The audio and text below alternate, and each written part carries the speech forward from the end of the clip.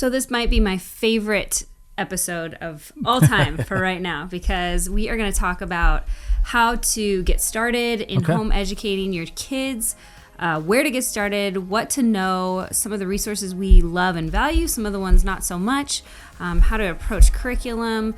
Anyways, there's lots to this conversation, and we pray that it blesses you. So we'll see you on the other side.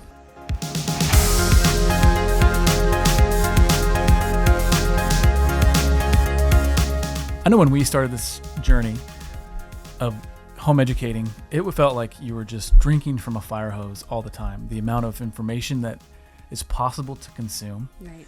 Also, the amount of just uncertainty that goes into what are my kids going to do? How am I going to handle this? How's our day going to actually pan out? Is this something that we can even handle? Mm. And obviously you, Selena, have taken the charge. You've been the tip of that spear, and you've run with it. You've done a phenomenal job. I'm working from home, but I get to watch you kind of lead that process. So Selena, I almost want to just interview you today and say, what resources do you recommend? So essentially that's what we're going to be doing. But hopefully this will be helpful for you if, as a parent, you're thinking that based on the Lord leading you, maybe based on some of the videos that we just released before this at the end, the home education series that we did, maybe you're feeling led in that direction, and you're thinking, how in the world do I even start this? And so we're hoping to help you save some time and point you in some directions that we've found especially fruitful in our lives and the lives of our kids, and even just share a day in the life. Like, it's not that hard. Yeah. It truly is. What am I talking about? You're like, how do you know it's not that hard? It's all right. Go ahead. I put my mouth. No, but I think it's not. It can be demystified, is what I mean to say. Is that there's this kind of, it's shrouded with mystery, and we're here to say, let's look behind the veil. Yeah. It's not so bad. So before we do that, I'm Ryan. This is my lovely wife, Selena. We're the Faces, Voices, founders of Fierce Parenting. Thank you for being with us today. You've given us some time, and we hope to make your time. We hope to make it worth your time as we talk through this topic. Our whole mission with Fierce Parenting is to point you to Christ, to give you tools that you can use to disciple your children, to help you think about parenting through a truly biblical lens, and live in the joy that is available to you as a parent through the gospel. Right. So if you want to be a partner with us, or you want to join the conversation, you can do that through the YouTube comments, or leave a rating and a review on the podcast. If you're listening, we really appreciate those. If you want to partner with us on a deeper level, you can go to fierceparenting.com/partner, and that will give you an option to lock arms with us in a financial way, a financial capacity. We would love that if the Lord leads you to do that. Okay. Let's get down to business. Get down to business. So again, we are going to talk about sort of how to get started in your home education journey. We'll share a little bit of a day in the life for us, and hopefully we'll get through some resources as well and what we've learned from those. It is a journey. It's like familiarizing yourself kind of with a new country, right? You're trying to figure out the language, figure out what everybody's talking about when they drop certain terms. And home education has come a long ways in the last even 20 years. When we were kids, home education was more isolated. I think there were potentially less communities and less people gathering. It was more just the homes, and we are seeing a drastic difference. I mean, home education is taking off right now. So if you did not, you're probably wondering, well, why are you home educating? Why don't you think public schools are good? We have answered all of those questions in previous episodes, so make sure you go ahead and take a listen. We get into more in depth. We go through some of the history of the government-funded schools and why we call them that. So go back, check out all our thoughts as Christians and why we believe that we should be home educating and or discipling our children. So before you jump into all the things, maybe you're really excited. I was pretty excited. My fears were, the socialization and will I be able to do it all? Ryan was like, yes, do it. It'll be fine. But before you jump into any of the books, the nature walks, the poetry, all the fun things that sound just amazing and rich, we need to be smart. We need to start smart. Okay, so what that means, we use hslda.org, so Homeschool Legal Defense Association. They give you 7 simple steps, and I'm going to just walk through these because they are helpful. They're very illuminating to get started. It is not a Christian-based organization, but it is very homeschool-based, obviously. Real quick, I know we're getting the 7 steps, but why Legal Defense Association? Are we at risk Like legally Right, speaking, is that something that is potentially, depending on where you're at in the country. I think home education is banned, I want to say, in, dare I say, France or Germany. There are there are families that are not allowed to home educate. And so I think it's Germany. there are, Germany, yeah. So there are countries that will not allow you to do this. We are not there in the United States yet. Different states have different laws, which is where we need to start is, well, I would back up and I would first say, and then there's 7 simple steps. They say connect with parents who are already homeschooling. So you're watching this video, you probably know a mom or two or families that are home educating, and you can go to them. You have resources right there. Find people who are doing that. Number 2, understand your state's homeschool law. So this is important, and I didn't know this until about a year or two in, because my kids were in preschool. You know, they're 3 and 4, and I was just like, does it really matter? And it is very important to know. And again, be smart about how you start, right? Know what your laws are in your state, how they're regulated. You don't have to overshare your information, but like this year we had to tell our school district that we are opting out to keep our youngest at home. And for us, it's just like a one letter. It's one page you print off letter. And you just write their name and some. I'm a rule follower. It's not like they're going to come take my kids if we don't do this, but I'm just like, let the record show. I have nothing to hide. I have nothing to fear. So we are keeping her home. We have that freedom. We have that right. So, and I understand what my homeschool laws are in the state of Washington. Okay. So number 3, learn about the different teaching styles, learning styles, educational approaches. I think this is probably one of the most beautiful parts of home education because you're not, like we said in the Industrial Revolution, you're not compartmentalizing like each child right. and picking them out and putting them, you know, where the best ones should go and all of that. You are remembering that they are human beings made in the image of God. And so there's a bunch of different styles that you can take, especially if you have 1, 2, 3, 4, 5, 6, however many children you have at home, probably not 25 to 30 like a classroom, right? And so are we going to get into those styles briefly? Yes, I'm going to get into those briefly, so don't worry. I'll drop a few of the main ones so that you can become familiar with those terms. I'm just along for the ride. It's fine. It's good. I'm on the Selena train. Going to homeschool town. So step 1, connect with parents who are already homeschooling. Step 2, know your state laws and understand them. Step 3, learn about the teaching styles, learning styles, educational approaches, especially if your kid has a learning disability or struggles, has dyslexia or, you know, anxieties about testing and things like that. So you get to understand that. You get to be equipped and ready to take that on. Number 4, choose curriculum. Now, there's a bunch of arguments on whether or not you choose curriculum. That is up to you. That's, the beauty and the wonderful part of homeschooling is you can kind of piece together what you'd like. I would suggest getting familiar with stuff, like really familiar, like give something at least a 6-week trial before you throw it out. That's kind of been my rule of thumb, is at least 2 to 3 months, if not a year or two, before I say, you know what, this really is just not working, because sometimes you just got to push through some of the hard stuff and you roll with it, you grow with it, and you become better people for it, right? So choose curriculum. We'll talk about that in a minute. Decide where you will homeschool and create a schedule. That is, again, another beautiful thing. If it's nice and you live in sunshine, man, you can do school outside every day. We have a home education like room. We used to do it at our table. It still kind of ends up at the table, which is great. But as kids get older and they get more independent, you might need to, figure out what works best for them. Enjoy the learning process. Reevaluate. Change what isn't working. So this is step number 6. Yeah. I think one of the most rewarding things about home educating is that I feel like my education is being reclaimed with my children. So I'm relearning some of these things in a new way. And we are integrating and we're connecting it and we're figuring out how God is alive in this and how beautiful and deep and wonderful it is. And they have the time to kind of revel in it. It's not just moving on to the next thing to check the boxes, right? Number 7, celebrate and highlight your students' growth and achievements. So we are still working on what this looks like because, again, our kids are younger. They're getting older. So when they get to the end of a school year, we kind of tell them what grade they're in because that's a funny homeschool thing, right? And when they finish a book, like we have to go through math books because that's how we have decided to teach math. When they finish a book, we might take them out for ice cream and they get a little certificate. So marking those beginnings, those ends, keeping records is just really important, I think, to your journey. Yeah.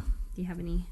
No, I love it. Okay, I love it. You'll be able to chime in on this next Okay, part. good. Right. So I've been waiting. A day in the life of us, of the Fredericks. So again, this all... It says, no, it says Frederick Academy, which that's not something we use, but it sounds kind of fancy. It's just kind of we funny. should start saying that. Come, children. Frederick Academy. Yes. Ding, ding, ding, ding. So first and foremost, remembering, like, this is where we talk about at the foundational level, like, what are your values, your desires, your mission as a family, as parents for your kids? How has the Lord led you to this point? What's important? And we'll share what's important to us and why. As you're probably familiar with, or if you're not, go to fierceparenting.com. You'll see our 3 tenets, which are... I'm giving you a chance to talk. Great, thank you. What are they? Oh, no. Kids are a blessing. Parenting, All parenting. Family is God's idea. Yes. And all parenting is discipleship. Right. Those are our 3 tenets. They happen to drive our parenting as a family, Yes. but also the whole ministry is driven by those 3 tenets as well. Yeah. So every year we sit down and write down goals for each of the kids. So each of the girls, like by the end of the year, I want them to be able to do X, Y, and Z. And these are driven by just a few factors. My knowledge and understanding of my own children, right? So I understand their age, where they're at developmentally, how they can learn best, and any like learning disabilities they may have. So I can consider that and then consider where we should be in the next 9 to 10 months. We do tend to do school year round. Our summer learning is less formal, but we continue. I mean, when do you stop? Are we ever supposed to take 3 months off of anything? Really, it's like education is an atmosphere. It's an environment. And so can I interject? Because I want to, while we're talking about values, desires, and mission. Okay. Because it does inform how we emphasize certain aspects of our children's education. And so I view it kind of more pre-industrial. I view it through a pre-industrial revolution lens, meaning that our family has an industry. We have a family. We have a home industry, an industry of our family, and for us, it is writing. And that sounds so kind of basic, but like that's how we support our family. Books are. We say this all the time in our family. Books are life. Because we live in books, we write books, we live by books, we live in the Word of God. We stake our eternity on the book that is the Word of God. And so we're teaching them about math. We're teaching them about science. Like they're fast. Kids they're so curious, right? So they will absolutely stay engaged. Like I could talk to them about any sort of STEM topic. Last night I talked to him about some of the Greek stuff that I'm studying. Last night on the way home, Della was translating. We were translating Greek together. I was giving her a phrase, and she knows the words, so she can do kind of rough translations. And she was just lighting up. And so we do generally talk about things, but I had this bent in teaching them what it means to be one who can craft a narrative, who can write a book, who can write a story. I've studied a lot what it means to write fiction, both fiction and nonfiction, and I pass those lessons down to the girls, and they love drawing. As we talk about what would it mean to be an illustrator of stories. All that being said, we tell them all the time, we don't care what you do vocationally with your life. All we care about is that you're following the Lord and working unto His glory, whether you are doing writing or you decide to go into some other field, or you're at home with your kids. And so the point is that's all of our values, desires, and a mission are driven by what God has called us into as a couple. That's namely just teaching and writing about the things of God, namely in the space of family, marriage, and parenting. So anyway, I would imagine that if you're in, so we have friends who are in business. Like we're technically in business, but like business isn't our thing. We have friends who own multiple businesses, multiple 7-figure businesses. And they're teaching their kids what it means to be a wise investor. And so I'm thinking of the Levels right now, because he shared this on his YouTube channel. But we talked to him kind of in person about this and how they are, instead of just giving his kids a bunch of money, he's saying, or telling them to go to college, he's saying like, we'll invest in a business if you want to write one, and if you want to start one, but you have to come up with a business plan. You have to come to the table. Come to the table with it. And John's not even going to sit on the board of people that decide whether or not he should invest. That's part of their family industry. And he's passing that down as if he were, a cobbler, or I'm thinking of other, a baker, or, somebody, I'm trying to think of a mason. I don't know. Point is that I just feel like that drives, can all be interwoven into the trajectory. Yes, you want to meet the educational baseline, that the state lays out, which we're going to talk about in a minute. Which is pretty low, by the way. So yeah, You're in it's absolutely doable. It's easy to hit. So, and you don't want to just meet the minimum and say we're good. Yeah. You want your child to flourish, but And- it's all interwoven. And we did not come out of the gate with all of these like, okay, we're going to do this. We're going to teach our kids all these things. Like, Right. it really, the beauty of it is that you grow and you evolve and you learn and you get better at it because you have this time with your kids. Yeah. And so, again, each year we sit down, we write the goals, we see where they're at. Okay, like, you know, from between ages like 3 to 5, like, I want my kids to know how to read. You know, one read at 4, one read at 5. Like, it's fine as long as like I want them to read during these times. And so again, there's 2 things that drive our goals. Well, 2 to 3, I would say. But the first one is my knowledge and understanding of my own child and their drawbacks or their abilities. Mm-hmm. And then the second, again, state requirements, again, a very loose understanding. I'm keeping a pulse on where we should be. But there's a lot of freedom and flexibility in that because my first priority is that I want them to know God and to make him known in the most winsomely way possible. I want them to be contributors and leaders in society. I want them to do the work that God has put in their hands and to do it well. They need to have formal work or table work, as we might call it. Like, they need to sit at the table and learn how to do math. That's a basic thing. Reading and writing. You're developing skills and tools when they're young, and as they grow and get older, then you get to kind of further them in that. Real quick, how long do you spend at the table? Or is that something you're going to cover later? No, it's a good question. I think because depending on your ages and stages and depending on what method or approach you take, I would say some people argue that you should take, have a 5-minute timer or 1 minute per age that they are. I always add like a couple minutes, and you have a timer there, and you're trying to teach them the value of time and the value of the minute, and they give their best effort for that amount of time. And if they finish the lesson, they finish it. If not, they come back to it tomorrow. You have to decide that for yourself. That's a method that's worked for us in different seasons. So you're saying 5 minutes? We've also 5 minutes at the table and that's it? No, 5 I would minutes say per subject. Per subject. So okay. If we're doing math, if we're doing writing, if we're doing reading. And this is in addition to like the instruction that's happening or the the memory work that's happening Right. around it. And that's not table work. The memory work is more. Right. Table work is you have a pencil in your hand basically and you're at a table, You're writing, you're learning grammar. This epiphany especially was really liberating for us because the thought has been, and you say this all the time, but just because you're Just because you homeschool doesn't mean you do school at home. So I'm not making my kids sit for 6 to 7 hours a day. You're not trying to duplicate whatever the government schools are doing or the private schools are doing. Because we don't need to. We can triple that. We can triple that the amount of what they do in half the time. In a quarter of the time. Yeah. Yeah. Okay. So I just want to be clear about that. Like we sit at a table, we have formal work, and that is usually done in the morning. That is usually done 4 to 5 days a week for my younger ones, 4 and under. It's 4 days a week. For Della, because she's older, it's 5 days a week. So we work into that. They understand that the older sister has more work, and she understands that, and she rises up to that. The younger ones have just different things that they do. Everything looks different. We also consider chores a part of their education. Hot dog. Yes. I like it. The whole discipleship aspect. I do it, we do it, you do it. I remember seeing a friend post about how our kids were cleaning the bathroom, and our kids were, I think, 7, 5, and 2. And I was like, what in the world? Like, how are they doing this? And she's like, well, it takes time, but I do that. I do it and show them. And then the next time they do it and I watch them, we kind of do it together, and then they do it and I watch them.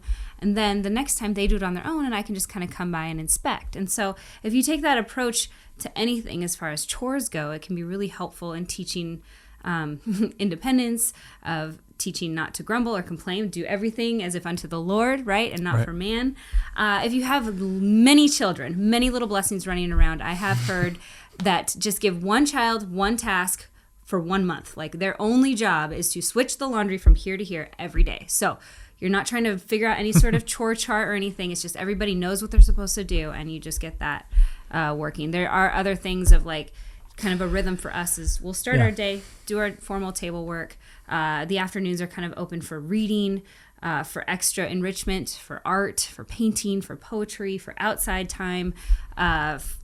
This is all... or whatever the flavor of the month is. And the chores that we do, there's all kinds of ways to incentivize. I mean, there's the penny reward system by Abby Halberstadt, which I thought was really amazing. You'd have to go check that out. We interviewed them like a month or so back.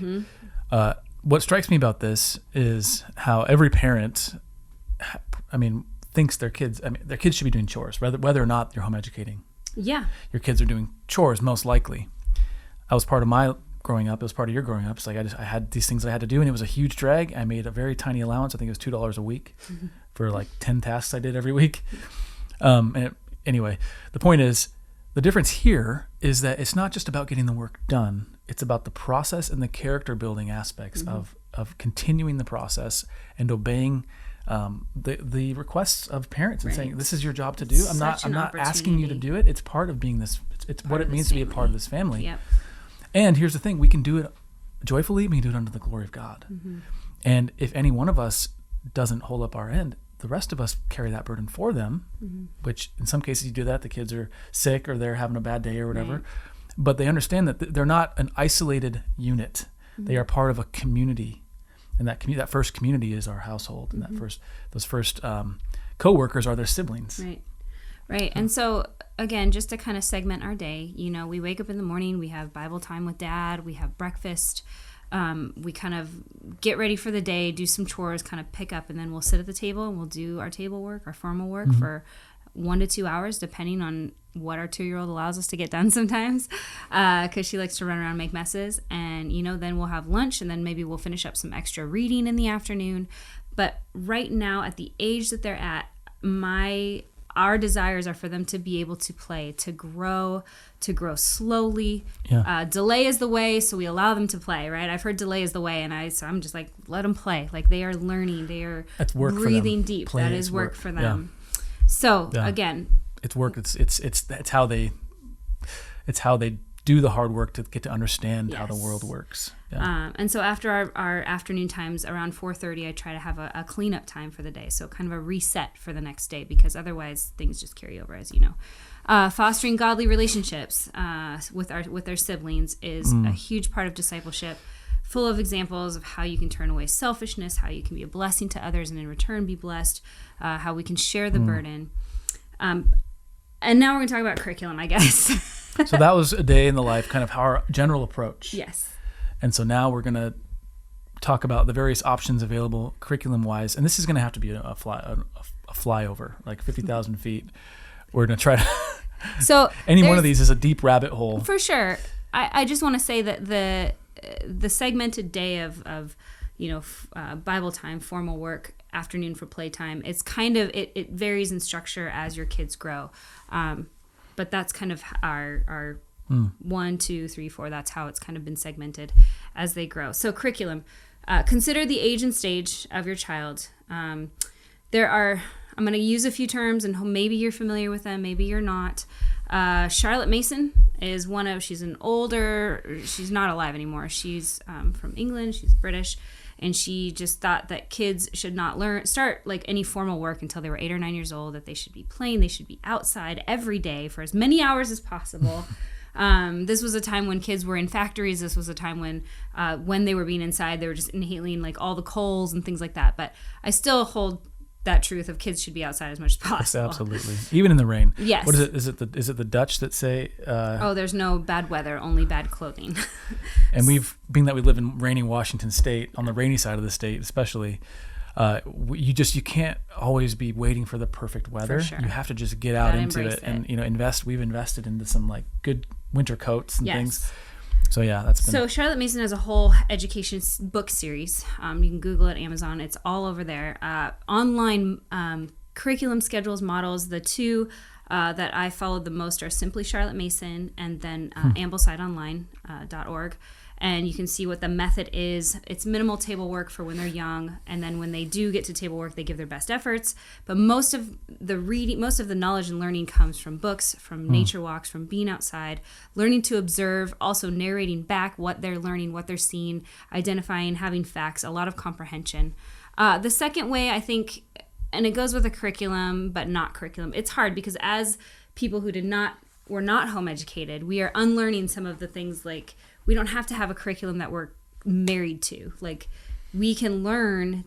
It's more about the method and not always the the actual content. Like, yes, we're going to learn geography, but we're going to learn it. We're going to talk about it first. What do we know about this part of the country? Well, what have you heard in the past? You know, it's a bit of a Socratic method, a bit of, with a classical approach, you have like the 5 common topics, which is asking questions, definition. If we're saying, okay, we're going to study Spain, okay, well, define Spain. What does that mean? What is, you know, we're always defining our terms because it's so important, especially nowadays when people are changing the definition of terms. Comparison. So Yes. Comparing and contrasting, whatever it is you're learning about. You can approach anything this way. So definition, comparison, relationship, questions of relationship, cause and effect. What happened before this? What happened after that? So just as a parent, getting good at asking them questions to help prompting them to observe and respond. Circumstance, lead to connections between different ideas, kind of integration, and then authority and testimony. So questions of testimony. Who were the eyewitnesses? Who's the expert authority on whatever topic it is? Like if they're talking about, I don't know, abortion here, right? Save the babies. Well, who's the authority that I should be listening to? Who is the voice that should be the one followed and obeyed? And okay, yes, this is the one that I'm going to submit to, right? And so you're already practicing that at a young age. Some resources, again, 100 Acre Wood. We can put these links in the notes. They follow the classical conversations timeline as far as cycles. She has great book lists, awesome bundles. She has a structure and a schedule to get started. If you feel like I need a structure, I need a schedule. There's Sunlight, My Father's World. Again, they're bundles.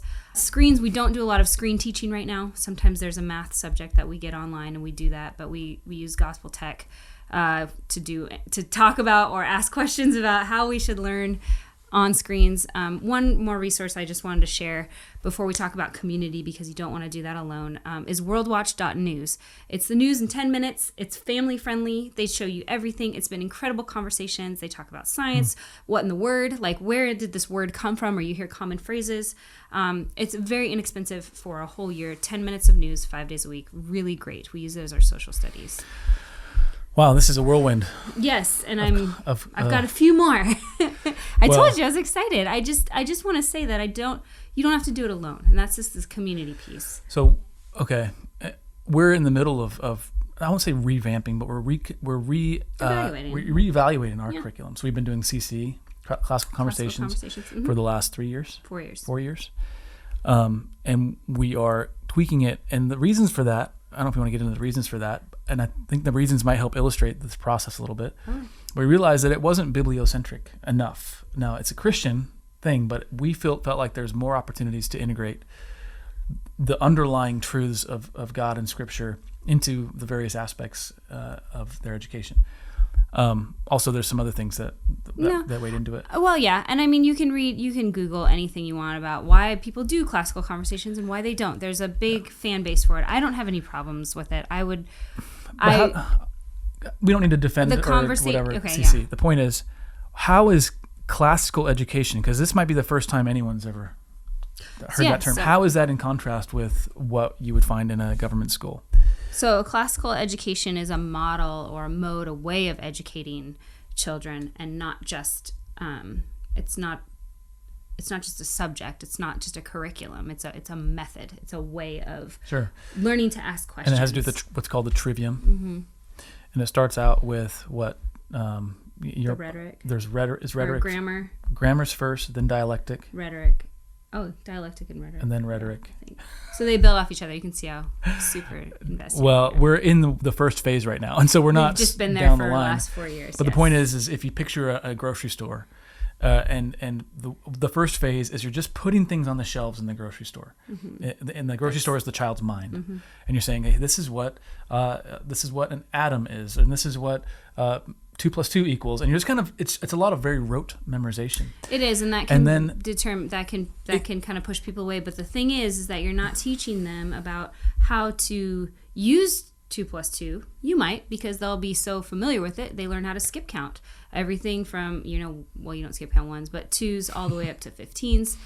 They're learning these things by song. I mean, if you're singing "Mary Had a Little Lamb," you can sing 7, 14, 20, like that's it's the same. They don't know exactly what's happening conceptually, but they are learning. You're filling the shelves, you're putting the pegs up. so that they can understand. And I am so grateful for that because I want to finish the analogy. Okay. I gotta keep up. This episode is hard. So you're filling their shelves with these items at a young age. And then the second phase of a trivium, I think it's dialectic. I can't remember. And rhetoric is the last one. The second phase is okay. It's basically the equivalent of now go in and I want you to bake a cake. Okay, you have shelves, you have all this stuff. Now go in and use the knowledge you have and come out with a conclusion, right? And then the final phase, the rhetoric phase, is the more thinking for yourself and synthesizing based on what you've been taught. So now it's not putting things on your shelves. I'm not saying go bake a cake. I'm saying make something beautiful. Right. Make something delicious. You decide. You decide what it is. You decide how you're going to do it. But I'm not going to give you a recipe. I'm just going to say we want something that's delicious and valuable, and we want it to come out of your brain, your grocery store. This is the third phase? This is the third phase, right? So they're going in and they're synthesizing, and then they'll come back, and this is where they're thinking. Right. They're actually producing ideas of their own. It's and it's the learning stages of children as they mature, as they focus, and focuses the education method in each stage. Grammar, logic, and rhetoric. Yes, it's also known as like grammar, I think dialectic and rhetoric. So there's a few different ways to approach it. Yes, but those are the main ones. And so there's a quadrivium also. Anyways, we won't go there. But classical education is a method. CC, actual classical conversations, is a business, and it is something that we've been a part of. It's where I've met many friends, and they've become great friends. Yeah. Again, don't do this alone. Get in a community. There's tons of online stuff like the 1,000 Hours Outside, the Wild and Free. Again, filter through what you're seeing, what you're hearing through a biblical lens, because there are many, many things that are not gospel-centered or Christ-centered. Right. And so I'm not a fan. We are not a fan of unschooling. We're not a fan of child-led schooling or methods like that. I don't hate people, but like we are the parents. It's our job to teach. It's our job to lead them and to guide them. Again, I would say the two biggest beauties of homeschooling are the freedom and the flexibility that you have to come alongside other mamas, learning alongside other families. You get to do it at your pace, but you also get to do it when you want. I mean, I don't know, it's having grown up in such a compartmentalized approach to education, it's really hard to unlearn those methods. And so integrating and being okay with, okay, we're taking 2 days off this week because life is crazy, kids are sick. That's okay. We're not going to miss anything, right? So take some time, go through the filters of curriculum, look some of those, we'll put some of those links in the show notes and in the notes in the comments below, but check them out. Those are probably some of our top 5 that I would say. Some of them come with full book lists and structures and bundles and schedules, and some come with just recommendations. Again, there's freedom there. Can we just take a moment? I want to bask in the beauty of being able to craft the educational experience for our children, right? We're going to get into books and resources and things where you can begin, take this conversation even further. But just yesterday, we were going through, we're talking through, again, we're reconsidering all of our kind of curriculum choices that we're making for our kids and their ages and stages that they're at. And I mean, just the conversation that came up, we're talking about like the wonder of getting to do science experiments with them and do those with our community. So as a dad, I get excited about that because I'm science inclined, I'll say, and you are as well, but thinking through the options there, thinking through how we're going to show them and immerse them in art. Last month we went to a Van Gogh exhibit in our hometown. It was where they have these really high resolution projectors, and it's this immersive 100 feet tall walls, not 100 feet tall, but 100 feet long, 50 feet tall. And we were having conversations as we watched this. It's a 30-minute loop of these Van Gogh paintings. And I just was asking the girls, how does that one make you feel? Why does it make you feel that way? Well, and even then, we could ask them, do you remember the name of this one? Like we studied Van Gogh last summer, but we kind of brought him back up because we knew we were going. Right. Do you remember where he was from? Where did he live? Oh, what did he couldn't sleep at night, so he would paint sometimes. And like, there's a ton more resources of books that are coming out to teach kids about historical figures, artists, composers, at their level. So that's the art piece. So you can take them to various, art installations. I'm thinking of in Grand Rapids. I was there with our publisher a number of years ago, and there's an amazing art museum just right there. And I wish we could take our girls there. But those opportunities are open to you as a home educating parent. Right. Also, other aspects of art, like getting them involved in local community theater, or our kids are in a choir. Yep. Homeschool choir. They take piano lessons, and even like geography lessons. We've you can teach them. So say you had a trip planned. During the COVID lockdown and stuff, we got this really good deal on a trip to Hawaii. Yeah. And so I was able to use points. It was a virtually free trip. It was an amazing trip.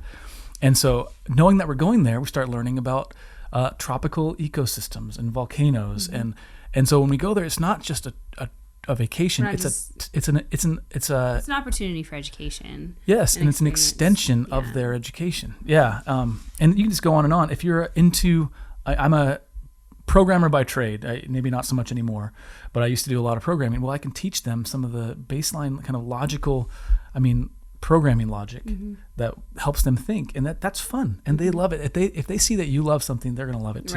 Right. And so anyway, I can go on and on. Like, we're debating whether or not we should go harder into Latin with the kids or into If Koine you look Greek. at the classical model, Latin and Greek are typically the languages that they're started with at a young age, because they can help children learn other languages quickly, and so that's the basic approach in 3 words or less. And so we're having an internal debate, Selena and I.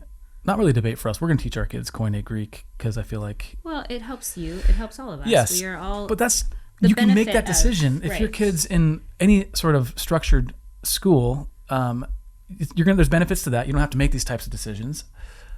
I'm talking about Christian school. We've talked about it, government schools not being ideal for this. But the point is that's a wonderful, beautiful thing. As a parent, we can really embrace that and press into it. Like we started this video, home education is a journey. Don't do it alone. Where you start is not where you will end. You'll be surprised what you can accomplish. One of the first things that I ever did, and I still do, is I just had a basic notebook.